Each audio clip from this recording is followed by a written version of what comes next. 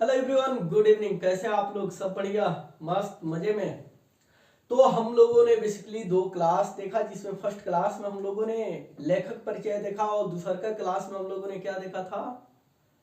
हाँ, संपूर्ण पाठ का जो भी अर्थ था हम लोगों ने देखा। और आज जो तीसरा क्लास है इसमें हम लोग देखेंगे सारे के सारे सब्जेक्टिव। जो भी किताब में आपको दिया हुआ है वो तो सब्जेक्टिव देखेंगे ही, लेकिन उसके साथ साथ हम लोग ऑब्जेक्टिव देखेंगे। इससे ये फायदा हम लोगों का होगा कि एक तो हम लोगों का जो टेस्ट है टेस्ट हो जाएगा, और दूसरा का जो सब्जेक्टिव ऑब्जेक्टिव है हम लोगों को रटने की कोई जरूरत नहीं पड़ेगी। रीजन यही है कि हम लोगों को आज कोई चीज रटना नहीं है, या आज के बाद आप लोगों को जो इस चैप्टर का नोट्स मिलेगा उसको भी रटना नहीं है, सिर्फ कभी कभी देख लेना है। रीजन ये है कि हम लोग लेखक परिचय को बहुत प्यार से पढ़ा, उसके बाद संपूर्ण पाठ को भी बहुत प्यार से पढ़ा, है ना। तो हम लोग इसको स्टार्ट करते हैं। लोग पहले हम लोग देखेंगे पूरा का पूरा ऑब्जेक्टिव जितना भी होगा, उसके बाद पूरा का पूरा जो बुक में है उसका सब्जेक्टिव, ठीक है। इससे पहले आप लोग जितना भी दोस्त है अपना ईमानदारी पूर्वक उस सबके पास शेयर कर दीजिए और बोलिए कि यहाँ आओ भाई, पढ़ो आराम से, बिंदास मस्त तरीका से, है ना। चलिए हम लोग स्टार्ट करें। सबसे पहले हम लोग देखेंगे ऑब्जेक्टिव, और जो जो ईमानदारी पूर्वक से लेखक परिचय का वीडियो देखा होगा, जो जो भी संपूर्ण पाठ का जो भी हम लोगों का अपना भाषा में समझने की कोशिश की थी, संपूर्ण पाठ का वीडियो देखा होगा, उसको आज ना तो ऑब्जेक्टिव देखने की जरूरत पड़ेगी और ना ही सब्जेक्टिव, सिर्फ टेस्ट लगाते चलता है ना। आप लोगों को काम यही है कि सबसे पहले अपने दोस्तों के पास शेयर कर दो, और उसके बाद हर एक आंसर को हम लोगों को क्या आप लोगों को क्या करना है, कमेंट करना है। जैसे एक का आप लोग एक के इसे लिख दो, जैसे ए होगा ए लिख दो, बी होगा बी लिख दो, है ना। जैसे दो का है ना सी होगा सी लिख दो, तीन का जो है क्या होगा ए होगा ए लिख दो, चार का जो मान जो का होगा डी होगा डी लिख देना, है ना। कमेंट बॉक्स में लिखना है और उससे हमको पता चल जाएगा। और जो टोटल ऑब्जेक्टिव में टोटल ऑब्जेक्टिव कर देगा उसको मिलेगा 149 रुपीज अभी, ठीक है। 149 रुपए का चैलेंज है। अगर एक भी क्वेश्चन गलत नहीं हुआ तो जिसका पूरा का पूरा सही होगा और सबसे पहले पूरा कमेंट आएगा उसको मिलेगा, हर हाल में मिलेगा, टेंशन की बात नहीं है ना। 99 रुपया मिला ना, जिसको मिला है वो जानता है।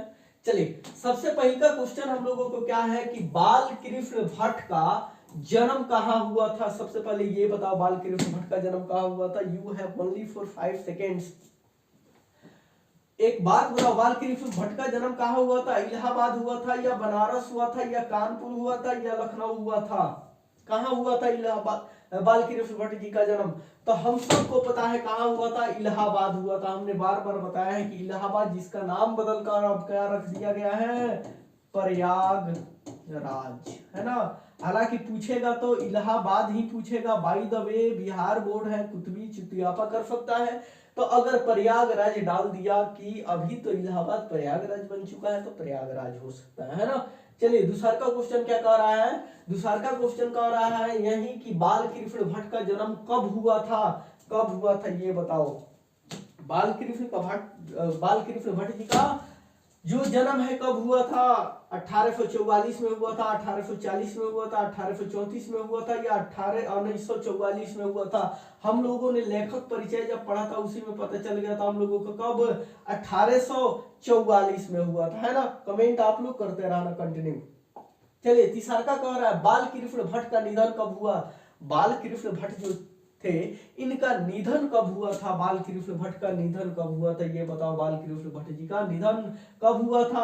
1915 में हुआ था, 1815 में हुआ था, 1914 में हुआ था, 1845 में हुआ था। जल्दी जल्दी कमेंट में फास्ट। कब हुआ था? हम सबको पता है 1915 में नहीं हुआ था, 1815 में भी नहीं हुआ था। कब हुआ था? 1914 में हुआ था। याद है ना कि भूल गए हो? हर हाल में नहीं भूलना है, तोड़ना है तो तोड़ना है। और जो हम बार बार बताते हैं कि जो स्कोरिंग सब्जेक्ट है वो कौन है? हिंदी है, इंग्लिश है। अगर इसी को भूलते चले जाओगे तो फिर तो पीसीएम भी जो है बहुत भयंकर है ना। हर हाल में नहीं भूलना है। चलिए 4 नंबर क्वेश्चन क्या कह रहा है? 4 नंबर क्वेश्चन कह रहा है बाल कृष्ण भट्ट ने किस पत्रिका का संपादन किया था? एक बात बताओ, किस पत्रिका का उन्होंने संपादन किया था? सारे चीज से फ्री होने के बाद लास्ट काम उन्होंने क्या किया था?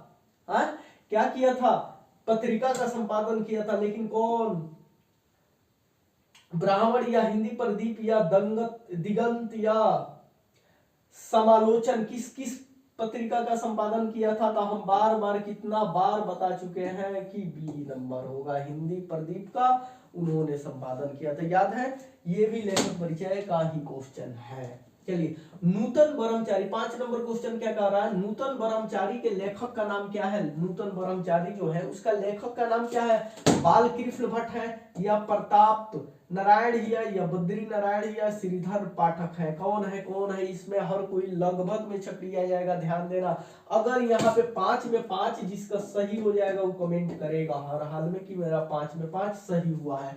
नूतन ब्रह्मचारी के लेखक का नाम क्या है ये बताइए? बालकृष्ण भट्ट है, प्रताप नारायण है या बद्री नारायण है या श्रीधर पाठक है? तो शायद आप लोगों को ध्यान में ना हो, आप लोगों को ध्यान में होगा बालकृष्ण भट्ट, लेकिन ये नहीं है। इसका जो लेखक है कौन है? श्रीधर पाठक है। शायद जो बुक अपनों से पढ़ा होगा उसको ध्यान में होगा, है ना। चलिए, 5 में 5 किसका सही हुआ है कमेंट करें। चलिए, 6ठा नंबर क्वेश्चन जो है कह रहा है कि रेल का विकट खेल के लेखक का नाम क्या है? रेल का विकट खेल का लेखक का नाम क्या है? प्रताप नारायण या भारतेंदु हरिश्चंद्र है या बालकृष्ण भट्ट है या नागार्जुन है? रेल का टिकट खेल, याद है ना, लेखक परिचय क्या है? बालकृष्ण भट्ट है, बालकृष्ण भट्ट। चलिए, 7वां नंबर क्वेश्चन क्या कह रहा है? 7वें नंबर क्वेश्चन यही कह रहा है कि मनुष्य की ईश्वर प्रदत्त शक्तियों में एक है, क्या है? बिजली है, आग है, वाक शक्ति है, वस्त्र है। मनुष्य के ईश्वर प्रदत्त शक्तियों में एक है, क्या है? तो हम सबको पता है कि वाक शक्ति है। का है कि अगर वाक शक्ति ना होता, बोलने की शक्ति हम लोगों के पास ना होती, तो ना जाने इस पूरी सृष्टि का होती, है ना। कोई किसी से कोई बात नहीं कर पाता, है ना। अगर बात नहीं कर पाता तो फिर कोई फायदा नहीं इंसान होने का। इसलिए वाक शक्ति जो है ना, वो ईश्वर के दिए हुए सारी शक्तियों में एक शक्ति है जो कि बहुत जरूरी है। अगर सारी शक्तियां होती और वाक शक्ति हम लोगों के पास ना होती तो हम लोग मानव के समान होते ही नहीं, है ना। चलिए, 8 नंबर क्वेश्चन क्या कह रहा है? 8 नंबर क्वेश्चन कह रहा है रॉबिन्सन क्रूसो को कितने वर्षों के बाद लोगों के बीच आए? रॉबिन्सन क्रूसो नाम के जो व्यक्ति थे, रॉबिन्सन क्रूसो, उन्होंने कितने बरिस के बाद इंसान के बीच आए, इंसान के पास आए? है कितने बरिस के बाद? तो ये जब हम चैप्टर पढ़ा रहे थे उसमें जो पढ़ा होगा उसको ध्यान होगा, कितना 16 बरिस के बाद आए थे। कितना बरिस के बाद? 16, 18, 15 या 20। तो हम सबको पता है कि रॉबिन्सन क्रूसो जो है, इन्होंने इंसान के 16 बरिस के बाद इंसानी लोगों के बीच आए थे, और उससे पहले 16 बरिस तक कुत्ता बिल्ली जानवर उसी के बीच में रहे थे, है ना।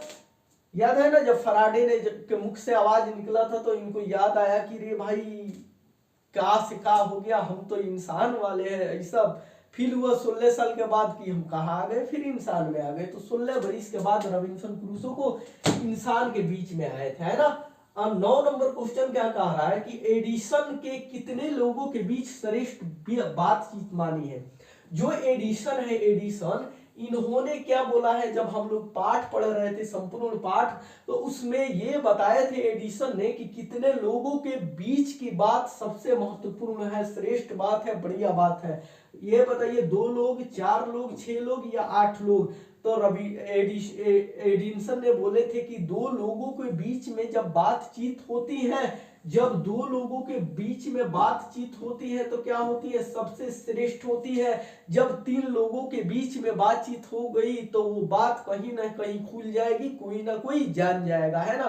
काहे कि वहां पे 6 कान हो गया, अब एगो जो तीसरा का आया वो अपने मुंह से बोल देगा और चौथा का अपने कानों से सुन लेगा, है ना, फैल जाएगा। तो एडिशन ने यही कहा था कि 2 लोग जो है उनके बीच में जो बातचीत होती है वही सबसे श्रेष्ठ बातचीत मानी है। तो 9 नंबर का क्या हुआ? ये होगा, है ना। चलिए, 10 नंबर कह रहा है यूरोप में बातचीत करने की कला को क्या कहते हैं? हमने जब हम लोग पाठ पढ़ रहे थे तो वहां पे आया था, है ना। आर्ट ऑफ टॉक कहते हैं, आर्ट ऑफ डायलॉग कहते हैं, आर्ट ऑफ डिबेट कहते हैं, या आर्ट ऑफ कन्वर्सेशन कहते हैं। यूरोप में बातचीत करने की कला को क्या कहते हैं? तो हमने यही बताया था, यूरोप में बातचीत करने की कला को आर्ट ऑफ कन्वर्सेशन कहते हैं, है ना। और यूरोप के लोग के ही पास बात करने की सबसे बढ़िया सलीका है ना, जिसे वो लोग आर्ट ऑफ कन्वर्सेशन कहते हैं, है ना। चलिए अगला क्वेश्चन क्या कह रहा है? अगला क्वेश्चन 11 नंबर। एक बात बताइए, 10 में 10 किसका सही हुआ है? ईमानदारी से कमेंट करो तो 10 में 10 किसका सही हुआ है? जल्दी, जिसका 10 में 10 सही हुआ है वो कमेंट करे। उसके बाद हम लोग 11 नंबर क्वेश्चन पे चलते हैं। यहां तक कोई दिक्कत किसी को है? चलिए 11 नंबर क्वेश्चन क्या कह रहा है? 11 नंबर क्वेश्चन का कह रहा है कि 25 वर्षों से ऊपर वाले की बातचीत कैसी होती है? 25 वर्ष से जो ऊपर वाले लोग हैं, हमने बोला था कि जो लोग मतलब मेच्योर हो गए हैं, उन लोगों के बीच में जो बातचीत होती है वो कैसे होती है? सारगर्भित होती है, शास्त्रोचित होती है, या पुराणोचित होते हैं, या मौज मस्ती वाले होते हैं। तो हम लोगों को ये बात याद है कि जो लोग 25 बरिस से ऊपर के हो जाते हैं, जो लोग मेच्योर हो जाते हैं, उनमें बकवास वाला बात नहीं होता है, सार गर्भित बातचीत होता है, कुछ करने कुछ कहने, है ना। जो भी बातचीत होगी इंपोर्टेंट होती है ना। चलिए 12 नंबर क्वेश्चन क्या कह रहा है कि 25 वर्ष से नीचे वालों के बीच में कैसी बातचीत होती है? जो लोग 25 वर्ष से ऊपर है वो तो मेच्योर हो गए, जब भी करेंगे बढ़िया बात करेंगे, फ्यूचर को लेकर करेंगे। लेकिन जो लोग अभी मेच्योर नहीं है, 25 वर्ष से कम है, उन लोगों के बीच जो बातचीत होती है, उस बातचीत में क्या होती है? वो बातचीत कैसी होती है बताइए? सिनेमा से संबंधित होती है, या दिल बहलाव होती है, या भोजन पर आधारित होती है, या वन पर आधारित होती है? चलिए जल्दी बताइए। You have only for 5 seconds. जो 25 वर्ष से कम के लोग होते हैं उनमें कैसी बातचीत होती है? उनमें कैसी बातचीत होती है? सिनेमा से संबंधित होती है, या दिल बहलाव होती है, या भोजन पर आधारित होती है, या वन पर आधारित होती है? तो हम सबको पता है कि जो लोग मेच्योर नहीं होते हैं वो जो भी बात करेंगे अपने में, तो वो दिल बहलाव वाले बात करेंगे, है ना। तो 12 के क्या हो गया? 12 के हो गया सी या बी। चलिए 13 नंबर क्वेश्चन है। 13 नंबर में कह रहा है हमारी भीतरी मनोवृत्ति क्या दिखलाती है? हमारी जो अंदर की मनोवृत्ति है, जो हमारी अंदर की, वो हमें क्या दिखलाती है? नई नई रंग दिखलाती है, नई नई ढंग दिखलाती है, नए नए फूल दिखलाते हैं, नए नए दृश्य दिखलाते हैं। क्या दिखलाते हैं? है हमारे जो अंदर की मनोवृत्ति है, अंदर के भीतर की मनोवृत्ति है, वो हम लोगों को क्या दिखाती है? जल्दी जल्दी बताइए। तो हम लोगों के अंदर की जो मनोवृत्ति है वो हमें हमें हमें नए नए रंग दिखाती है। क्या दिखाती है? नए नए रंग दिखाती है ना। कभी किसी से दोस्ती हुआ है ना, वो अपना रंग दिखा के चला गया। जब हम अपने भीतरी मनोवृत्ति से दिल से सोचेंगे तब पता चलता है ना। किसी से कोई वार्तालाप की बात कह रहे हैं, वो आपको तिहल्ला में चुभा दिया, अब तिहल्ला से चौथका के बेस किया, फिर घूमते घूमते आपके पास आया, तो आपको फिर दिल से सोचिएगा कि आखिर में ये बात कहाँ से चुभा है, तो ये पता चलेगा अरे हम तो इससे बोले थे, इसने सारे जगह चुभा दिया है। तो यानी कि नए नए जो है रंग देखने को मिलता है ना।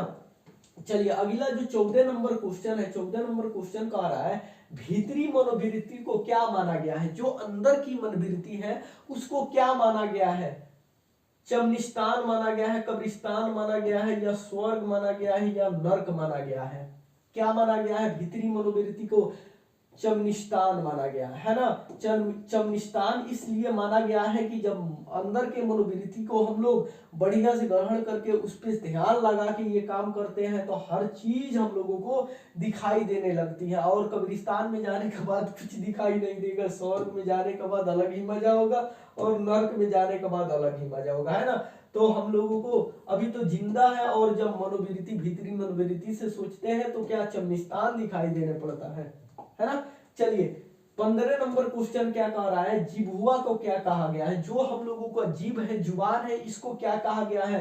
ब्लेड क्या कहा गया है, या चुंबक कहा गया है, या चाकू कहा गया है, या कतरनी कहा गया है। अब एक बात बताइए, बातचीत चैप्टर जो है इसमें हम लोग पढ़ रहे थे, तो इसमें जीभ को क्या कहा गया था, जल्दी बताइए। ब्लेड कहा गया था ना, ना ना। चुंबक कहा गया था ना, चाकू कहा गया था ना, कतरनी कहा गया था, है ना, याद है ना, कतरनी कहा गया था। काहे कि ये ऐसा जो जीभ है, वो जीभ जो है हम लोगों को कुछ से कुछ करा सकता है ना। अगर ये जीभ कतरनी ना हो, इसको संभाल के रखा जाए तो बड़ा से बड़ा दुश्मन को भी पराजित किया जा सकता है ना। चलिए 16 नंबर क्वेश्चन क्या कह रहा है, 16 नंबर क्वेश्चन का कह रहा है कि क्रोध को क्या माना गया है। क्रोध जब आता है, इंसान गुस्सा होता है, उस गुस्सा को क्या माना गया है, शत्रु माना गया है, या मित्र माना गया, या फरीक माना गया है, या पड़ोसी माना गया है। जो हम लोगों को क्रोध आता है, अंदर गुस्सा आती है, उसको क्या माना गया है, तो उसको जो है शत्रु माना गया है। इसका होगा 16 का ए। काहे शत्रु माना गया है कि क्रोध में लिए गया हर एक काम हम लोगों को नर्क की ओर ले जाएगी, इसी दुनिया में नर्क दिखा के छोड़ेगी जब क्रोध में हम लोग कोई काम करेंगे। तो अगर क्रोध के साथ हम लोग कोई काम कर रहे हैं तो हम लोगों को कभी भी ऊपर बढ़ने नहीं देगी, हम लोगों को नीचे ही ढकेलती ले जाएगी। इसीलिए जो क्रोध है हम इंसान के लिए शत्रु है ना। चलिए 17 नंबर जो है ये क्या कह रहा है, 17 नंबर कह रहा है कि दादी को काबू करने के लिए किसे काबू करना पड़ता है, यानी कि क्रोधित आदमी जो है उसको काबू करने के लिए किसे काबू करना पड़ता है। जुबान को, जिह्वा को काबू करना पड़ेगा, या दिमाग को, या मूड को, या कंठ को। तो हम लोगों को पता है कि जुबान ऐसी चीज है जो लात भी खिलाती है और भात भी खिलाती है ना। तो वही चीज यहाँ पे भी है कि जो जुबान है उसको काबू कर लोगे तो सारे चीज अपने आप काबू में हो जाएगा। इसलिए क्रोधित आदमी जो भी होगा उसका जो जुबान होगा सबसे पहले उसको शांत करना होता है ना। देखते हो कि नहीं, घर गांव वगैरह में झगड़ा वगैरह होता है तो जो गाली ज्यादा देता है उसको सबसे पहले चुप कराया जाता है, रे चुप हो जो, नाते अब ये बजड़ जाएगा दो चार को, है ना। तो यही चीज है कि जीवान को अगर क्रोध से बचा लिया गया तो सब बढ़िया, अदरवाइज सब खत्म। चलिए 18 नंबर ऑब्जेक्टिव का क्वेश्चन है, ये कह रहा है भाषण में किसका मौका रहता है। जब हम लोग स्पीच देते हैं तो स्पीच वहां पे लिखा है, बातचीत हम लोग जब पढ़ रहे थे तो वहां स्पीच दिया, स्पीच का हिंदी ही होता है क्या, भाषण होता है। तो भाषण में किसका मौका रहता है, कूदने का मौका रहता है, दौड़ने का मौका रहता है, नाचने का मौका रहता है, या नाच रखने दिखाने का मौका रहता है। जब हम लोग स्पीच देते हैं तो यही ना नाच नखरे दिखा के बढ़ा चढ़ा के बोला जाता है ताकि सुनने वाला लोगों को मजा आए और तालियां पे तालियां बजा और आपकी तारीफ हो। तो याद रखना कि नाच नखरे दिखाए जाते हैं। नाच नखरे कब दिखाया जाता है, जब हम लोग स्पीच देते हैं, भाषण देते हैं, तो है ना। चलिए 19 नंबर क्वेश्चन क्या कह रहा है, 19 नंबर क्वेश्चन कह रहा है कि बातचीत पाठ गद्य की कौन सी विद्या है। जो बातचीत पाठ है, हम लोग ये लेखक परिचय जब पढ़ रहे थे तब हम बताए थे ये क्या है, निबंध है, कहानी है, उपन्यास है, या भाषण है। जो लोग लेखक परिचय और संपूर्ण पाठ का दोनों लेक्चर नहीं देखा है उन लोगों को हर हाल में दोनों लेक्चर देखकर तब इसको सोल्व करना होगा। रीजन ये है कि अगर हम इसे बता रहे हैं तो हम तो बता दिए कि भाई इसका ऑप्शन ये होगा, 19 का बी होगा, ये होगा, 18 का सी होगा, जो भी होगा हम बता दिए। लेकिन उसके लिए आप लोगों को रटना पड़ेगा और 12th में वो रटने वाला काम नहीं करना है, समझने वाला काम करना है। तो जो भी 30 मिनट 35 मिनट है वहां पे आप टाइम लगाओ बढ़िया से ताकि समझ में आए, कुछ रटना ना पड़े। कि इसके बाद आप लोगों को नोट्स प्रोवाइड हो तो आप लोग उसको हमेशा एक बार देख लो, 5 मिनट लगेगा आप लोग देख लोगे, है ना। अदरवाइज रटने पर आओगे तो 2 लेक्चर 60 मिनट 65 मिनट का अगर लेक्चर 1 सवा घंटा का 2 छोड़ दिए उसके बाद इसको रटने में आपको 5 घंटा लगेगा, है कि नहीं। एक और से रटोगे एक और से खत्म होते जाएगा और समझ लोगे तो कभी खत्म नहीं होगा। तो 19 नंबर क्वेश्चन क्या है, बातचीत पाठ गद्य की कौन सी विद्या है। तो हम जब लेखक परिचय पढ़ा रहे थे तो उसी में बताए थे कि क्या है, निबंध है। अगर पूछ दिया कि किस प्रकार का निबंध है तो वहां पे याद रखना ललित निबंध है। कौन निबंध है, ललित निबंध है। एक और बात, जब हम लेखक परिचय पढ़ा रहे थे तो वहां पे ललित हमने लिखा था तो हम बाद में वीडियो देखे तो बाय द वे मिस्टेक से ललित दीर्घई से हो गया था, लेकिन होता क्या हर सही से है ना। इतना तो ध्यान होगा, लेकिन बाय द वे हो जाता है। क्या। चलिए 20 नंबर क्वेश्चन है। 20 नंबर क्वेश्चन क्या कह रहा है, मनुष्य के रूप का साक्षात्कार कब होता है। इंसान के अंदर क्या है, उसका रूप क्या है, उसका साक्षात्कार कब होता है। रोने से होता है, हंसने से होता है, चलने से होता है, या बोलने से होता है, ये बताइए। इंसान अच्छा है, बुरा है, क्या है, क्या नहीं। वो रोएगा तो पता चलेगा, नहीं चलेगा। काहे कि 1000 गलतियां कोनो लड़की कर दे, लेकिन वो रो के चुप करा लेगी और सबको लगेगा इस सही पे है। इसीलिए कहा जाता है कि कभी भी लड़की के आंसू पे और मर्द के हंसी पे नहीं जाना चाहिए, है ना। वही बात है कि मनुष्य जब है तो उसमें लड़की भी आई, लड़का भी आई, तो रोने से तो पता नहीं चलेगा, हंसने से भी पता नहीं चलेगा, चलने से भी पता नहीं चलेगा, क्या बोलने से पता चलता है कि वो अगला इंसान जो है, वो अगला इंसान कैसा है, कैसा नहीं है ना। चलिए 20 के डी। एक बात बताइए, 20 में 20 किनका किनका आया है, और 20 में जो है 19 किनका किनका आया है, और 20 में जो है 18 किनका किनका आया है। 3 गो ऑप्शन आप लोग के पास है, इससे कम होगा तो प्लीज डोंट कमेंट मी, काहे कि वो आप नहीं पढ़े होंगे पिछला दोनों क्लास, इसलिए, है ना। चलिए 20 तक हुआ। 20 में 20 किसका है वो कमेंट करें, 20 में 19 किसका है वो कमेंट करें, 20 में 18 किसका है ये कमेंट करें, इससे कम वाला ना करें। काहे कि वो हम 100% आई कैन से दैट कि वो बंदा भले बोले कि हम पढ़े हैं लेकिन नहीं पढ़ा होगा, अगर पढ़ा भी होगा तो वही होगा कि मोबाइल लेके बैठ गया हो और काम वही हो गया हो कि मन है पूजा क्या बोला जाता है, भूजा पर आप बैठे हुए हैं पूजा पर, है ना। चलिए अगला क्वेश्चन 21 नंबर आप लोग का ऑब्जेक्टिव क्या कह रहा है, बोलने से मनुष्य के रूप के साक्षात्कार होता है, ये कथन किसका है? बोलने से मनुष्य के साक्षात्कार होता है, यह कथन किसका है?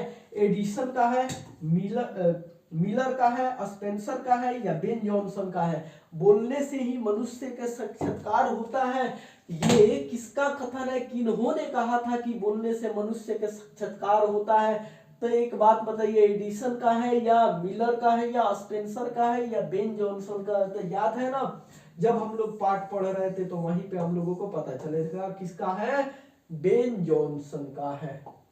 चलिए 22 नंबर क्वेश्चन क्या कह रहा है, 22 नंबर क्वेश्चन कह रहा है, काव्य कला प्रवीण द्विनमंडली को क्या कहा गया है।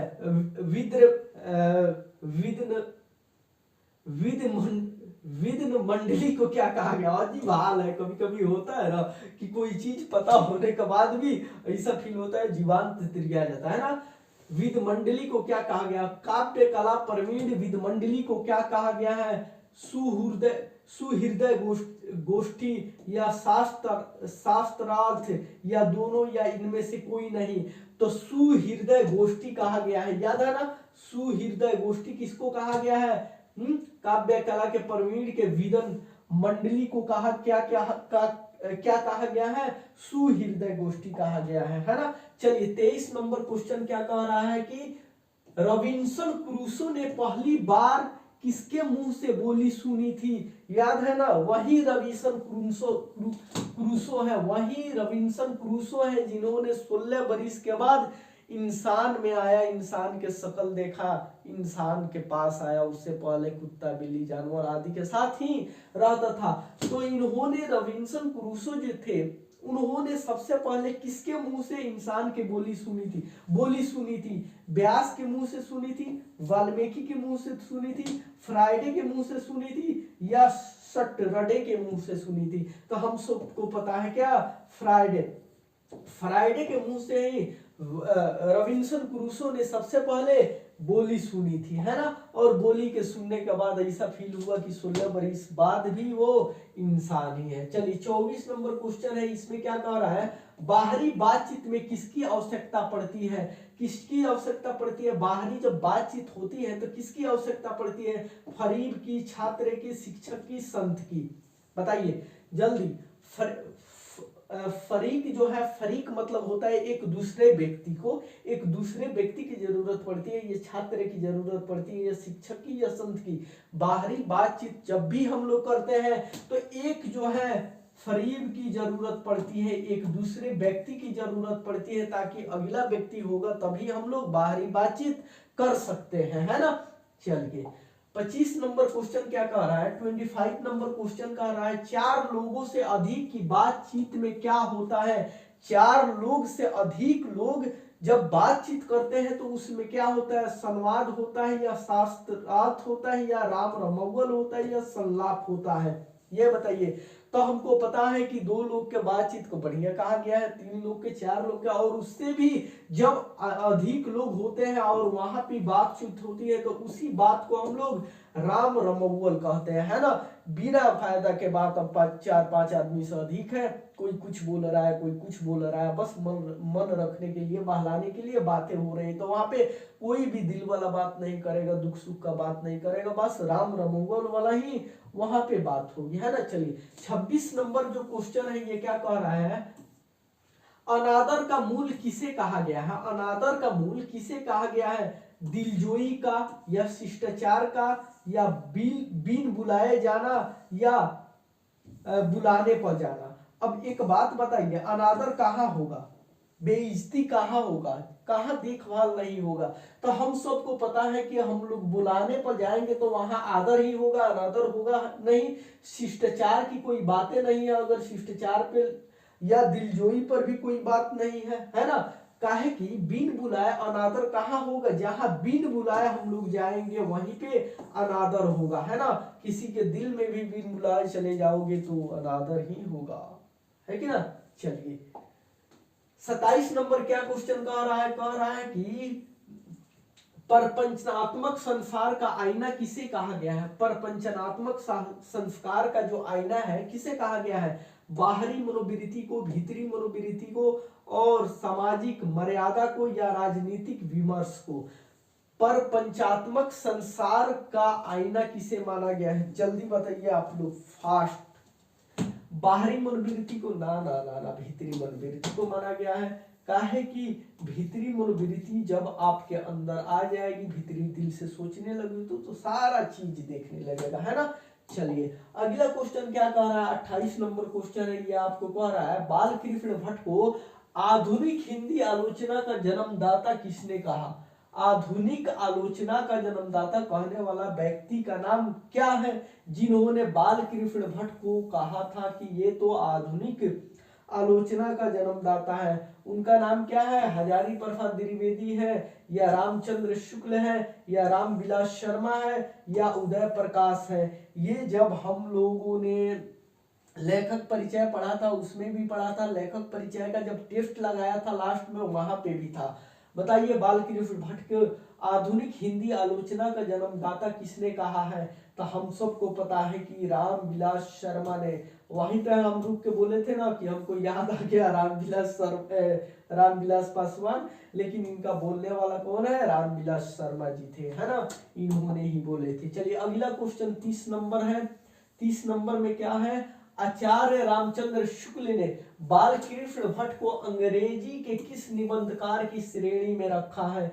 एडिशन और स्टील, चिट्स हो गए, आर्नल्ड हो गए, जॉनसन हो गए। तो ये भी हम लोग जब टेस्ट लगा रहे थे उसमें लगाए भी थे, और इसके अलावा लेखक परिचय जब पढ़ रहे थे तो वहां पे भी हम लोगों ने ये चीज देखा था कि आचार्य रामचंद्र शुक्ल ने बालकृष्ण की अंग्रेज की एडिशन और स्टील से तुलना की थी, उन्हीं के श्रेणी में रखे थे, है ना, याद है। अब बताइए ईमानदारी पूर्वक कि 30 में 30 किसका किसका आया, 30 में 29 किसका आया, 30 में 28 किसका आया। अगर ये तीनों में जो होगा उसका 100% वो बंदा पूरा मेहनत के साथ देखा होगा, अदरवाइज थोड़ा और आप लोगों को मेहनत करना होगा, है ना। और एक काम हर हाल में करना, शेयर तो हर दोस्तों के पास करना ही है, चाहे जैसे भी हो। बस यही है कि सपोर्ट की जरूरत है सबके लिए, हम भी बने रहेंगे आप लोगों के साथ, और एक बार जब हम बोल दिए तो बोल दिया, है ना। चलिए 31 नंबर जो क्वेश्चन है ऑब्जेक्टिव का क्या कह रहा है कि बातचीत पाठ किस प्रकार का निबंध है, किस प्रकार का निबंध है। तो वर्णनात्मक निबंध है या ललित है या विश्लेषणात्मक है या समीक्षात्मक है। तो तो हमने ये भी क्वेश्चन बताया था कि किस प्रकार का निबंध है, तो ललित निबंध है, और हमने ललित को गलत लिख दिया था, हर्षई से लिखना चाहिए था, तब दीर्घई से लिख दिया था, है ना। बाद में जब हम देखे तो पता चला। चलिए 32 नंबर क्वेश्चन है, जो कुछ धुआं और मवाद जमा रहता है वो भाप बनकर कैसे निकल जाता है। जो कुछ भी अंदर धुआं मवाद दुख तकलीफ जो भी जमा होता है वो कैसे हमारे दिल से निकल जाता है। बातचीत करने से निकलता है, बहस करने से निकलता है, शास्त्रार्थ से निकलता है, या लड़ाई करने से निकलता है। अब अलग बात है कि जो निब्बा निब्बी है आजकल के, उनको ये लड़ाई करके बिना फायदा का लड़ाई करके निकल जाता होगा, लेकिन रियल में निकलता है जो भी अंदर का धुआं मवाद जो भी है वो बातचीत करने से, एक दूसरे के साथ अपना दुख बांटने से ही निकलता है ना। चलिए 33 नंबर क्वेश्चन क्या कह रहा है कि बाल कृष्ण भट्ट किस युग के रचनाकार थे। बाल कृष्ण भट्ट जो थे वो किस युग के रचनाकार थे, बताइए जल्दी। भारतेंदु युग, द्विवेदी काल, भारतेंदु युग, छायावाद या प्रगतिवाद। बाल कृष्ण भट्ट किस युग के रचनाकार थे, तो हम सबको पता है क्या, भारतेंदु युग के। काहे कि हम लोग लेखक परिचय में ही इसे भी पढ़ लिए थे। 34 नंबर क्वेश्चन क्या कह रहा है, भट्ट निबंध माला कितने खंडों में प्रकाशित है। ये भी हम लोग का टेस्ट का ही क्वेश्चन है, और इसके अलावा लेखक परिचय में भी पढ़े थे। 2 3 4 5 कितने, भट्ट निबंध माला कितने खंडों में प्रकाशित है, तो 2 खंडों में प्रकाशित है ना, भट्ट निबंध माला। चलिए 35 नंबर क्वेश्चन क्या कह रहा है कि संवाद में सबसे महत्वपूर्ण क्या होता है। संवाद में सबसे महत्वपूर्ण क्या होता है, तर्क होता है, जिज्ञासा होता है, आत्मीयता होता है, या प्रवाहपूर्ण भाषा होता है। क्या होता है, संवाद जब भी होता है तो सबसे महत्वपूर्ण चीज जो है आत्मीयता होता है। क्या होता है, आत्मीयता होता है, यानी कि 15 का हम लोगों का होगा सी, है ना। चलिए 35 के सी, 36 नंबर जो है, 36 नंबर कह रहा है बाल कृष्ण भट्ट का जन्म कहाँ हुआ था, ये बताइए। ये तो हम लोग लेखक परिचय के साथ साथ टेस्ट में भी, लेखक परिचय का जब हम लोग टेस्ट लिए उसमें भी था कि बाल कृष्ण भट्ट जी का जन्म, बाल कृष्ण भट्ट का जन्म हुआ था, कब हुआ था, कब हुआ था, तो 23 जून 1884 को, ना ना ना ना, 23 जून 1844 को हुआ था, यानी कि 36 के भी 20, ये भी नहीं हुआ था, ये भी नहीं हुआ था। 23 जून 1844 को बाल कृष्ण भट्ट जी का जन्म हुआ था, है ना। बाल कृष्ण भट्ट जो है, कौन सी रचना बाल कृष्ण भट्ट की नहीं है। एक बात बताइए, नूतन ब्रह्मचारी जो है ये रचना बाल कृष्ण भट्ट की नहीं है, या 100 अजान एक सुजान नहीं है, या सद्भाव का अभाव नहीं है, या परीक्षा गुरु नहीं है। हमने जब रचना के बातचीत, जब हम लोग चैप्टर का लेखक परिचय पढ़ रहे थे तो उसमें हमने बोला था ना कि कम से कम ना ढेर तो नूतन ब्रह्मचारी, 100 अजान एक सुजान और सद्भाव का अभाव, ये 3 इंपोर्टेंट है, इसको देख लेना, है ना। चलिए, और इसको याद कर लेना। तो ये भी है, ये भी है, ये भी है, यानी कि परीक्षा गुरु जो है बाल कृष्ण भट्ट जी की रचना नहीं है ना। चलिए 38 नंबर क्वेश्चन क्या कह रहा है, 38 नंबर क्वेश्चन कह रहा है कौन सी रचना बाल कृष्ण भट्ट की है। अब कह रहा है कि इसमें से कौन सी रचना रेल के विकट खेल, या कछुआ, धर्म, या रेणुका, या प्राच्य विद्या है। तो हमने ये भी बताया था कि रेल का टिकट भी जो है इंपोर्टेंट है, याद है ना। यानी कि इसमें कौन सी रचना बाल कृष्ण भट्ट की है, तो रेल का विकट खेल जो है बाल कृष्ण भट्ट जी का है। 39 नंबर क्वेश्चन क्या कह रहा है कि बातचीत निबंध के माध्यम से लेखक बाल कृष्ण भट्ट का क्या बताना चाहते हैं। बातचीत निबंध के माध्यम से लेखक बाल कृष्ण भट्ट जो है वो क्या बताना चाहते हैं इंसानों को। संवाद की शैली को बताना चाहते हैं, बातचीत की शैली को बताना चाहते हैं, भाषण की शैली को बताना चाहते हैं, या इनमें से कोई नहीं। तो बातचीत चैप्टर के नाम है और बातचीत चैप्टर का नाम है, तो हम लोगों को क्या बताएंगे कि बातचीत की शैली को कितना तरीके से बात किया जा सकता है ना। कितने लोगों में अच्छा बात होते हैं, बुढ़वा लोग क्या बात करते हैं, जवान क्या बात करते हैं ना, लड़कियां क्या बात करती हैं, बुढ़िया क्या बात करती हैं, ये सारी चीज तो बातचीत के बारे में बताएंगे ना, है ना। चलिए 40 नंबर क्वेश्चन कह रहा है कि बातचीत निबंध के निबंधकार कौन है। जो बातचीत है उस निबंध का निबंधकार कौन है। मोहन, राकेश, नारायण, जयप्रकाश नारायण, बालकृष्ण भट्ट या भगत सिंह। तो हम सबको पता है कि बातचीत के लेखक का नाम क्या है, बालकृष्ण भट्ट है ना। चलिए 41 नंबर क्वेश्चन क्या कह रहा है, एक बात बताइए 40 में 40 किसका आया, 39 किसका आया और 38 किसका आया, वो लोग कमेंट करें, है ना। बालकृष्ण भट्ट किस युग के रचनाकार हैं। बालकृष्ण भट्ट जो है भारतेंदु युग के हैं या भक्ति काल युग के हैं या द्विवेदी युग के हैं या रीति काल के हैं। तो हम सबने जब लेखक परिचय देख रहे थे तब हम लोगों ने ये बात भी देखा था कि बालकृष्ण भट्ट जो है भारतेंदु युग के क्या है, रचनाकार है। देखिए ऑप्शन जो है हम नहीं बता रहे हैं, रीजन ये है कि ये ना कि कोई ऑप्शन ही याद कर ले, है ना। अब 41 में जैसे यहाँ पे बालकृष्ण भट्ट ए में है, कई क्वेश्चन में सी में दे दिया, तो हम लोगों को मेन मुद्दा को हाथ में लेके चलना है ना। चलिए अब 42 नंबर क्वेश्चन क्या है, 42 नंबर क्वेश्चन कह रहा है हिंदी प्रदीप नामक मासिक पत्र निकालना प्रारंभ किया था। किन्होंने हिंदी प्रदीप नामक मासिक पत्रिका निकालना प्रारंभ किया था, शुरू किया था, है प्रताप नारायण मिश्र ने या राधा चरण गोस्वामी ने या बालकृष्ण भट्ट ने या भारतेंदु हरिश्चंद्र ने। तो हम सबको पता है कि हिंदी प्रदीप जो है लास्ट में बालकृष्ण भट्ट जी ने एकदम निकालना शुरू कर दिए थे, है ना, ये भी याद होगा, वही का है। चलिए 43 नंबर क्वेश्चन कह रहा है कि बालकृष्ण भट्ट का उपन्यास कौन है। बालकृष्ण भट्ट का उपन्यास कौन है, किरातुर्जन्य है, नूतन ब्रह्मचारी है, नई रोशनी का विष है और सीता वनवास है। तो जो बालकृष्ण का उपन्यास है वो क्या है, नूतन ब्रह्मचारी है, हम लोगों ने इसे भी देखा था, है ना।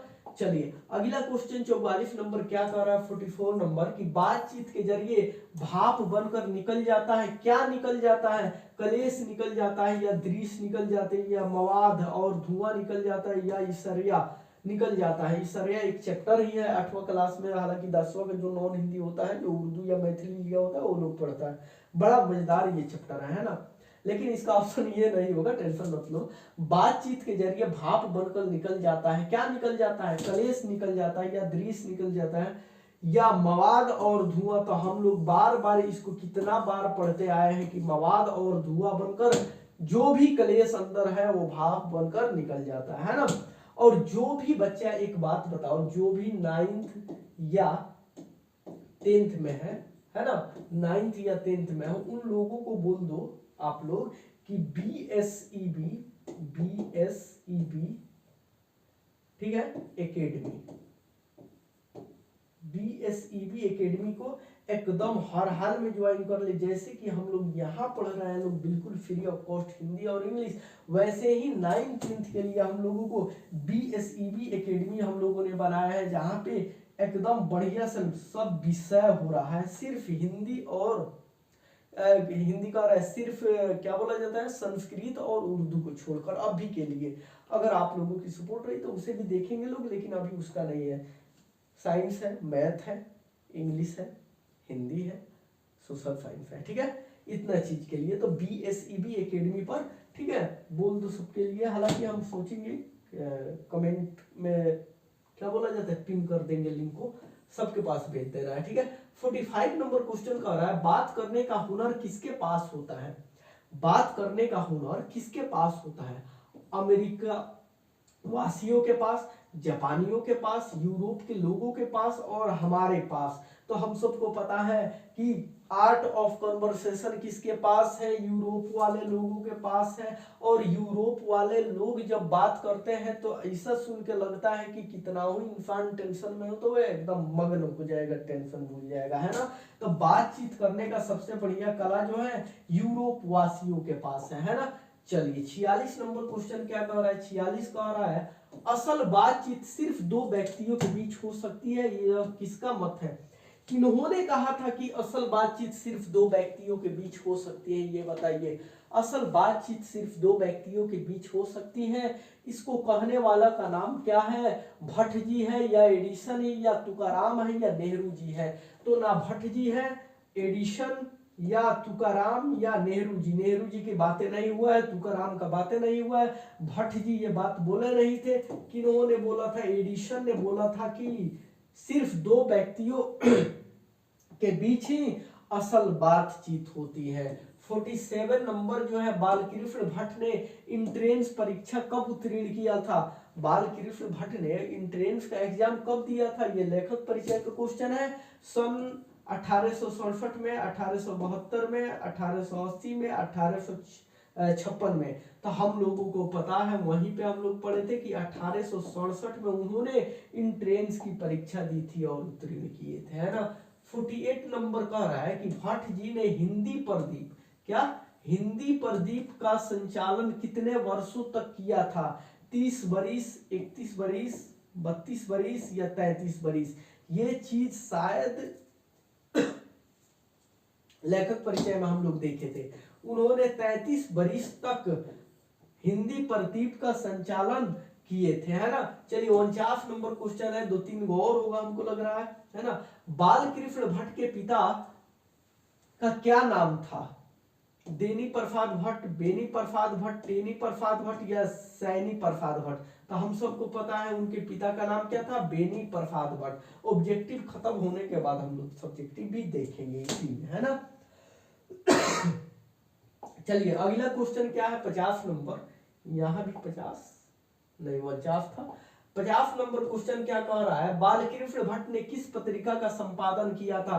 तो हम लोग कितना बार पढ़ चुके, धर्म युग नहीं, समालोचक नहीं, काशी नगरी नहीं, हिंदी प्रदीप। हिंदी प्रदीप का उन्होंने क्या किया था? संपादन किया था, याद है ना। देखिए एक क्वेश्चन हम लोगों ने लगभग कितना बार पढ़ लिया है ना, लेखक परिचय में पढ़ा, बुक जब हम लोग पूरा का पूरा एक्सप्लेनेशन देखा, संपूर्ण अर्थ उसमें देखा, हम लोगों ने पीछे जब टेस्ट लगाए थे लगभग उसमें से भी बहुत सारे क्वेश्चन है ना। चलिए यही फायदा है पढ़ने से, कंटिन्यू पढ़ने से, ईमानदारी पूर्वक पढ़ने से, मेहनत से पढ़ने से, है ना। बालकृष्ण भट्ट की रचना कौन सी है? जूठन है, रोज है, बातचीत है या तिरिक्ष है? तो बालकृष्ण भट्ट की रचना कौन है? बातचीत है, जिसके बारे में हम लोग पढ़ रहे हैं। आज जो है हम लोगों का ये चैप्टर हो जाएगा द एंड। 3 कैटेगरी में डिवाइड किए थे लोगों, और तीनों की तीनों आज हम लोगों को फाइनल हो गया, है ना। अब इसके बाद नेक्स्ट वीक से हम लोग क्या सेकेंड चैप्टर में चलेंगे लोग। चलिए 52 नंबर क्वेश्चन क्या कह रहा है कि बालकृष्ण भट्ट किस काल के रचनाकार थे? आदि काल के, भक्ति काल के, रीति काल के या आधुनिक काल के? ये भी हम लोगों ने लेखक परिचय में ही देखा था। किसको ध्यान है ये बताइए। हम लोग को ये पता है कि बालकृष्ण भट्ट आधुनिक काल के क्या थे? रचनाकार थे, है ना। चलिए 53 नंबर क्वेश्चन क्या कह रहा है कि मनुष्य के बातचीत का उत्तम तरीका क्या है? मनुष्य जब बात करता है तो उस बातचीत करने का सबसे बढ़िया तरीका क्या है? विधात पूर्वक बात करना, या तर्क पूर्वक बात करना, या भीड़ से बात करना, या अवाक होकर अपने से बातचीत करना? मनुष्य की बातचीत का सबसे उत्तम तरीका क्या है? क्या है? तो अपने आप से बात करना, अकेले में बात करना। सबसे लास्ट में बताते हैं, है ना, बातचीत चैप्टर में कि देख भाई जब अकेले तुम बात करोगे तो बहुत बढ़िया है, ना किसी से द्वेष होगी, ना किसी से क्लेश होगी, ना किसी की जरूरत पड़ेगी, ना कहीं आना पड़ेगा, कहीं ना जाना पड़ेगा। हाँ, अवाक होकर अपने आप से बात करना सबसे बढ़िया बातचीत करने का तरीका है। 54 नंबर क्वेश्चन क्या कह रहा है? निबंध लेखन की दृष्टि से भारतेंदु युग कैसा था?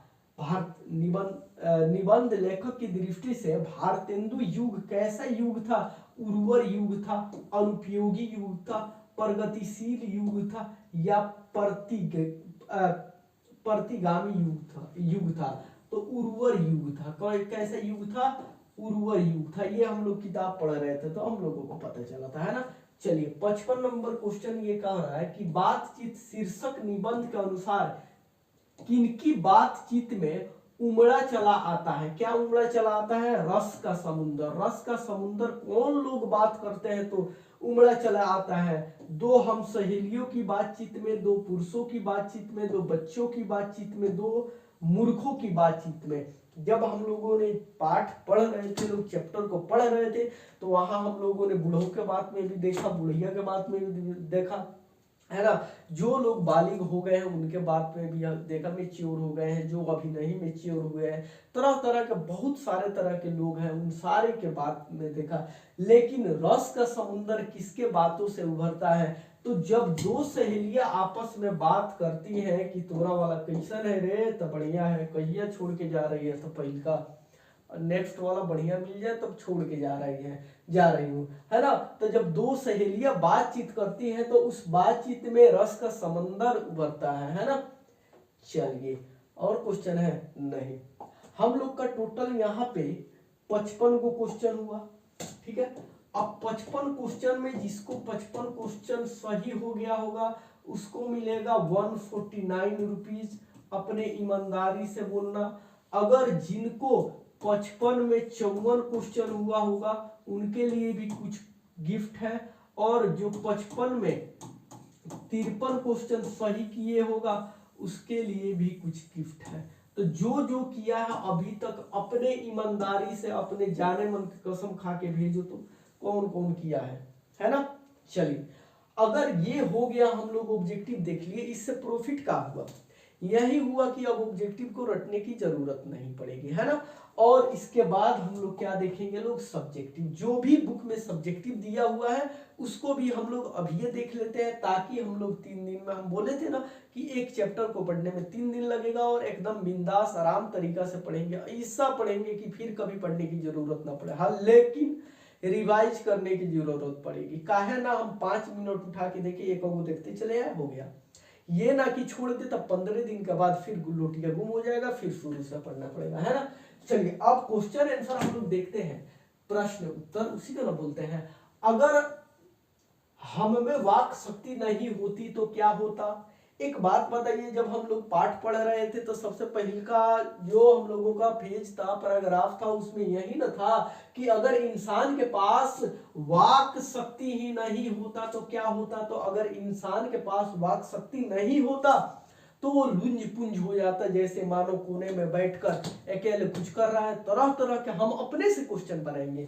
अगर ये चीज भी आप लोगों को ये उत्तर अच्छा लगे तो इसमें से भी ऐड करना, नहीं लगे हम अपने से बनाएंगे। काहे कि हम लोग तो जानते हैं और किताब पढ़ने के बाद जान गए हैं कि अगर हम में वाक शक्ति नहीं होती तो क्या होता।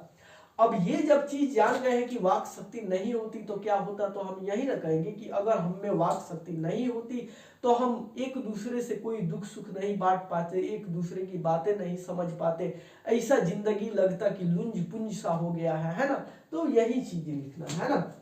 देखिए उत्तर हमने क्या बनाया है। अगर हम में वाक शक्ति ना होती तो हमें गूंगा बनकर रहना पड़ता। सही बात है, हम दूसरों का सुख दुख नहीं जान पाते और न अपना सुख दुख दूसरों को बता पाते। एक दूसरे की कोई सहायता नहीं कर पाने के कारण हमें सामाजिक होकर न जीना पड़ता बल्कि जंगली बनकर जीना पड़ता। बात सही है कि नहीं? इसके अलावा आप लोग अपने से भी बना सकते हो। काहे कि हमेशा देखते होंगे पेपर में, जब 10th का एग्जाम आप लोग दिए होंगे तो यहाँ पे क्या लिखता है डायरेक्ट कि अपने शब्दों में उत्तर दो। तो अपना शब्द में भी दे सकते हैं ना। तो ऐसे बहुत बढ़िया से हम एकदम आसान भाषा में ऐड किया है ना। चलिए, दूसरा का क्वेश्चन क्या है? दूसरा का क्वेश्चन कह रहा है कि बातचीत के संबंध में वेन जॉनसन और एडिसन की क्या विचार है? एडिशन और वेन जॉनसन है, इन लोगों की क्या विचार है बातचीत के संबंध में? इन लोगों ने बातचीत के संबंध में क्या बोला है? देखिए, बेन जॉनसन के अनुसार, किसके अनुसार? बेन जॉनसन के अनुसार बातचीत के माध्यम से व्यक्ति के गुण दोष का पता चलता है। बेन जॉनसन बोले हैं कि जब इंसान बातचीत करता है तो बातचीत जब करता है तो बातचीत करते करते ही उसका क्या दोष है, क्या गुण है, क्या अवगुण है, ये चीज का पता चल जाता है। इसके माध्यम से मनुष्य के व्यक्तित्व का उत्थान होता है और इससे ये पता चलता है कि वो व्यक्ति कैसा, अच्छा है या बुरा है। मौन रहने पर अच्छे बुरे एक ही जैसे लगते हैं। सही बात है, दो आदमी है, एक बहुत बुरा है एक अच्छा है, और दोनों आदमी चुपचाप है तो दोनों का दोनों एक ही जैसे लगेगा। ये जो है वेन जॉनसन ने कहा था। और एडिशन देखिए, एडिशन ने क्या कहा है? एडिशन ने दो लोगों के बीच को सर्वश्रेष्ठ माना है। इनमें व्यक्ति खुलकर अपना मनोभाव एक दूसरे के सामने रख देता है ना। जब दो व्यक्ति होता है, एडिशन ही बोला है कि सबसे बढ़िया बातचीत करने का सलीका दो ही लोगों के बीच में होता है और अपने दिल खोल के रख देता है ना। चलिए तीसरा नंबर क्वेश्चन क्या कह रहा है, आर्ट ऑफ कन्वर्सेशन क्या है। आर्ट ऑफ कन्वर्सेशन को सुनते सबसे पहले हम लोग को यूरोपियों का ध्यान आता है ना। तो वही बात है, यूरोप में बातचीत के हुनर को क्या कहते हैं, आर्ट ऑफ कन्वर्सेशन कहते हैं ना। काव्य कला प्रवीणों में यह विशेष रूप से दिखाई पड़ता है। ऐसी कलात्मकता के साथ प्रसंग छेड़े जाते हैं कि सुनने वाला भाव विभव हो जाता है।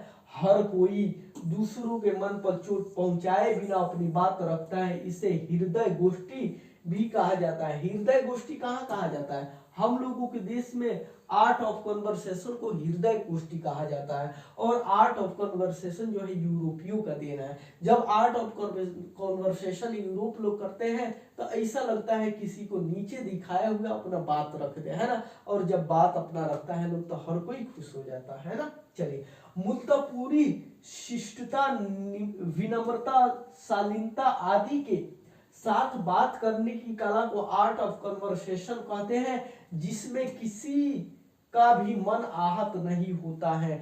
आर्ट ऑफ कन्वर्सेशन का यही मतलब है कि जब हम लोग बात करें तो कोई का दुख ना पहुंचे, कोई का ठेस नहीं पहुंचे और हम अपना बात भी रख ले, है ना। लेकिन हम लोगों के देश में तो बात अपना इसे बढ़ा चढ़ा के रखेगा कि अगला कुछ गरियाएगा नहीं, अंदर अंदर तो गरिएबे करेगा। मुंह पर चाबसी देगा लेकिन उसको अंदर अंदर मन करेगा जूता निकाले चार को घींच दे, है ना। चलिए चौथा नंबर क्वेश्चन क्या कह रहा है कि मनुष्य की बातचीत का उत्तम तरीका क्या हो सकता है। सबसे लास्ट में जब हम लोग किताब पढ़ रहे थे तो उसमें लेखक क्या कहता है कि अकेले, है ना। वही बात है कि मनुष्य की बातचीत का उत्तम तरीका अपने आप से बातचीत करना है ना। क्योंकि इसके लिए ना किसी दूसरे व्यक्ति की आवश्यकता होगी और ना ही स्थान की। जब हम लोग अपने आप से बात करेंगे तो ना किसी व्यक्ति की आवश्यकता होगी, ना किसी स्थान पे जाने की आवश्यकता होगी। हम जहां रहेंगे वहीं बात कर लेंगे। इससे कोई विरोध और विवाद का भी डर नहीं रहता है। अब अकेले बात करोगे तो कोई विरोध भी नहीं करेगा और किसी से विवाद भी नहीं होगा। व्यक्ति इसके माध्यम से जैसे और जो चाहे बात कर सकता है। जाहिर सी बात है, जब कोई भी व्यक्ति खुद से बात करने लगेगा तो जैसे मन करेगा वैसे बात करेगा, जो मन करेगा वो बात करेगा, ना किसी से डरना है ना किसी से कहना है ना। चलिए इसके माध्यम से आत्मा शुद्धि भी होती है और जब इंसान अपने आप से बात करता है तो उसके आत्मा जो है शुद्ध होती है। यह अपने आप में बड़ी साधन है। इस साधना के कारण जिह्वा नियंत्रण होती है। जिसकी जिह्वा नियंत्रण होती है वह एक प्रकार का अजात शत्रु बन जाता है ना। यही बात है, अगर अकेले में इंसान अपने आप से बात करेगा तो जीभ तो कहीं फड़फड़ाएगा नहीं और जीभ पर जो नियंत्रण कर लिया वो दुनिया पर नियंत्रण कर सकता है ना। चलिए अब व्याख्या कीजिए, क्वेश्चन है आप लोगों का, है ना। किताब जिसके पास होगा वो देख ही रहा होगा। व्याख्या कीजिए, है ना। अब जो है व्याख्या करने के लिए पूछेगा तो आप लोगों को तो करना पड़ेगा, हर हाल में करना पड़ेगा। लेकिन व्याख्या कब करना पड़ेगा, व्याख्या करने के लिए हम लोगों को संपूर्ण पाठ की जानकारी होनी चाहिए कि ये पाठ किसके द्वारा लिखा गया है, किन्होंने लिखा है, इस पाठ का नाम क्या है। सेम वही चीज है। देखिए हमारी भीतरी मनोवृत्ति, अब भीतरी मनोवृत्ति से ये पता चलता है कि रे भीतरी मनोवृत्ति कौन सी चैप्टर में पढ़ा गया है, तो बातचीत में पढ़ा गया है ना। भीतरी मनोवृत्ति प्रतिक्षण नए नए रंग दिखाया करती है, कोई दुर्घट बात नहीं है। अब ये लाइन पढ़ने के बाद हम लोगों को ध्यान में आया कि रे ये तो बातचीत चैप्टर से लिया गया है ना, भट्ट जी के द्वारा, है ना। तो अब इसको लिखने के लिए हम लोग पहले क्या बोला जाता है, भूमिका बांधेंगे, है ना। जैसे कि हम लोगों को ये दिखा कि ये तो भीतरी मनोवृत्ति वगैरह की जो बात कही गई है ये तो बातचीत से लिया गया है। अब बातचीत के लेखक कौन है, तो भट्ट जी है ना। अब यही चीज को बढ़िया से सजा के लिखने के लिए हम लोग लिखेंगे कि प्रस्तुत गद्यांश बालकृष्ण भट्ट रचित बातचीत शीर्षक पाठ से लिया गया है या उद्भूत है। इसमें लेखक ने आत्मलाप या भीतरी मनोवृत्ति को विश्लेषण करने का प्रयास किया है। इसके माध्यम से व्यक्ति मनोवांछित दृश्य या भाव का आनंद ले सकता है। यह संसार तो छल प्रपंच से भरा हुआ है। हम इस छल प्रपंच को आत्मचिंतन के माध्यम से समझ सकते हैं, इससे ऊपर उठ सकते हैं। जो व्यक्ति आत्मचिंतन नहीं करता है वह न तो अपनी कमियों से परिचित हो पाता है और न दूसरे की प्रपंच को समझ पाता है। प्रपंच जाल में जीवन भर फंसा ही रहता है। इस प्रकार संसार के प्रपंच से मुक्ति का एक मार्ग उपाय आत्मवलोकन ही है। ठीक है, अब यही चीज है कि हमारे भीतरी मनोवृत्ति जब हम देखें, लाइन जब हम लोग व्याख्या के लिए पढ़े हैं ना, तो ये चीज हम लोगों को पता चला कि ये जो है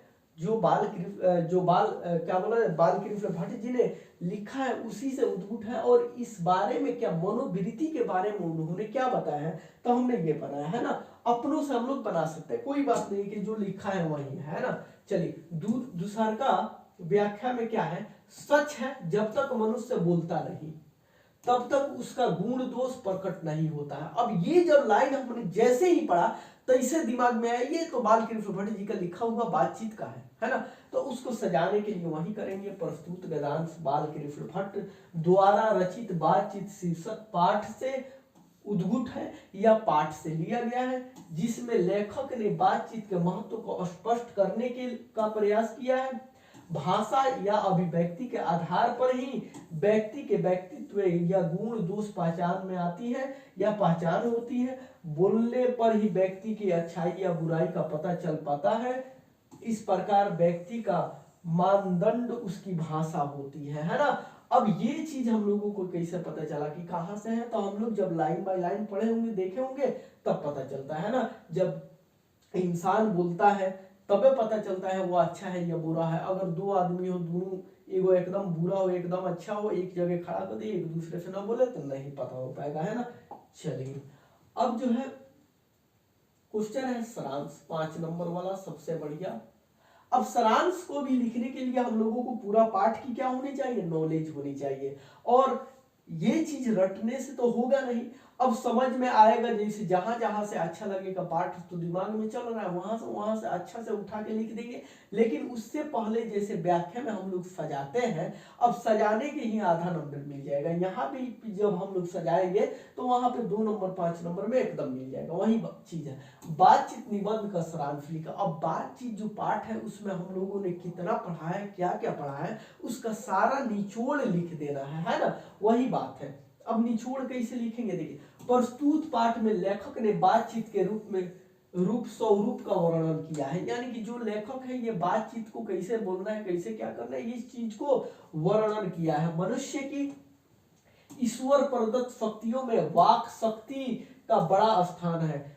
यानी कि जो मनुष्य में जितना सारे शक्तियां, हाथ गोड़, चलना फिरना, खाना पीना, इन सारे शक्तियां की जरूरत है, आंख है, माइंड है, लेकिन उसमें वाक शक्ति की बहुत बड़ी स्थान है। इसके बिना व्यक्ति लुंज पुंज हो जाएगा, न अपना मनोभाव दूसरों तक पहुंचा सकेगा और न दूसरों के भाव से परिचित हो पाएगा, है ना। बात सही है।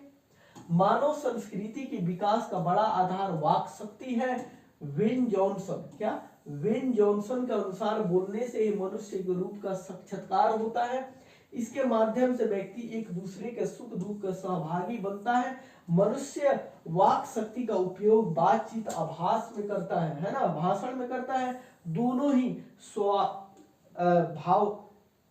भाव व्यक्ति के माध्यम होने के कारण एक जैसे होकर भी अलग अलग है। यानी कि यहाँ पे भी बताया। अब बातचीत के संबंध में क्या लिखना है, हमने बातचीत के बारे में जाना, स्पीच क्या है, नॉर्मल बातचीत क्या है, उसके बारे में जाना। जैसे वेन जॉनसन ने क्या कहा है इसके बारे में लिख दिया। अगर ये ध्यान में नहीं आया तो हम ये भी लिख सकते हैं कि 16 वर्ष के बाद कौन आया था, हाँ, किसके वो आवाज सुना था, तो हाँ, फ्राडो की आवाज सुना था, है ना। तो यही चीज है, अपने से लिखना है, और नहीं लिखना है तो दहला है। भाषण जहां औपचारिक संबोधन से शुरू होता है, वहीं बातचीत में यह बात नहीं होती है। भाषण में चुटीली बातों का प्रयोग होता है जिसमें तालियां बजती हैं, पर बातचीत में ऐसा नहीं होता है। जब हम लोग चैप्टर को पढ़ रहे थे, लाइन बाय लाइन एक्सप्लेनेशन कर रहे थे, तो वहां पे हमने ये बात बताया था, अभी भी कितना बार बता चुके हैं कि जब भाषण होता है तो वहां पे जब स्पीच होता है तो वहां पे जो स्पीच देने वाला होता है वो सोचता है कि हम कैसे बात करें, कितना बढ़िया से बात करें कि अगला जो लोग है सुनने वाला है उनको मजा आए, तालियां पीटे, है ना। लेकिन नॉर्मल बातचीत में ऐसा कुछ भी नहीं है, सीधे सीधे हम लोग अपना बात रख देते हैं। अगर वहां पे जाके हम बोले लेडीज एंड जेंटल मेरे दोस्तों, मुझे आप लोगों से थोड़ी सी वार्तालाप करना है, तो 2-4 जूता खींचेगा लोग और भगा देगा लोग, है ना। बातचीत दो लोगों के बीच होती है, बातचीत दो लोगों के बीच होती है, भाषण सैकड़ों लोग सुनते हैं, है ना। जब हम लोग बात करते हैं तो 2 लोग के बीच हो गई, 3 लोग के बीच हो गई, हो सकता है। लेकिन जब स्पीच जहां होता है, मोदी जी कहीं आए वहां तो लाखों लोग होता है ना, राहुल गांधी कहीं आ जाए वहां लाखों लोग होता है सुनने वाला। भाषण का विषय निश्चित रहता है, जबकि बातचीत में विषय निश्चित नहीं रहता है। जब स्पीच दिया जाता है तो एक लिमिट होता है, इतना ही बोलना है। लेकिन जब हम लोग दोस्त बात करने लग जाता है या कोई भी बात करने लग जाता है तो घंटों घंटों बीत जाता है, कोई फर्क नहीं पड़ता है। उम्र, पेशा, लिंग आदि के आधार पर बातचीत का विषय बनता है। एडिशन के अनुसार सर्वश्रेष्ठ बातचीत 2 लोगों में होती है। लोगों की संख्या जैसे जैसे बढ़ती है अपनापन कम होने लगता है, औपचारिकता बढ़ती है। 3 लोगों के बीच बातचीत अंगूठी में नग की तरह होती है। अधिकतम 4 लोगों में बातचीत हो सकती है, अधिकतम हो सकती है 4 लोगों के बीच में। बातचीत भी एक कला है, यूरोप में इसे आर्ट ऑफ कन्वर्सेशन कहते हैं। इसी से सुहृदय गोष्ठी होती है ना। इसमें इस लियाकत या ढंग से लोग अपनी बातचीत करते हैं कि सुनने वालों के मन में तनिक भी चोट पहुंचती है, तनिक भी चोट नहीं पहुंचती है। उसकी गोष्ठी में प्रेम, अपनापन भाव रहता है, जबकि शास्त्रार्थ में अभिमान, पूर्व ज्ञान की दाव पेचों की कलाबाजी रहती है। बात बात में विवाद पैदा हो जाता है। सर्वश्रेष्ठ बातचीत तो आत्मकाल है, क्योंकि बातचीत के लिए समय, स्थान और व्यक्ति की आवश्यकता नहीं होती है ना। जब हम लोग स्वयं से बात करते हैं, अकेले बात करते हैं, तो कोई चीज की आवश्यकता नहीं होती है और स्वयं से बात करना ही सबसे बढ़िया है। जबकि आत्मलाप में जो व्यक्ति खुद से बात करता है, इससे व्यक्ति अपने मन के अनुसार, है ना, अनुसार विषय, दृश्य, घटना का आनंद ले सकता है। भीतरी मनोवृत्ति के आधार पर वह एक नवीन संसार का निर्माण कर सकता है।